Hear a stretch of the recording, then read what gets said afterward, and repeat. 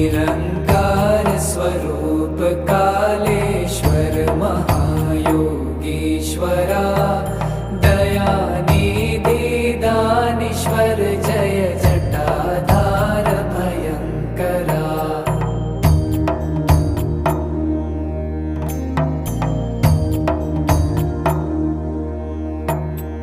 शूलपाणी त्रिशूलधारी औगणी बाघंबरी जय महेश त्रिलोचनाय विश्वनाथ विशंभरा।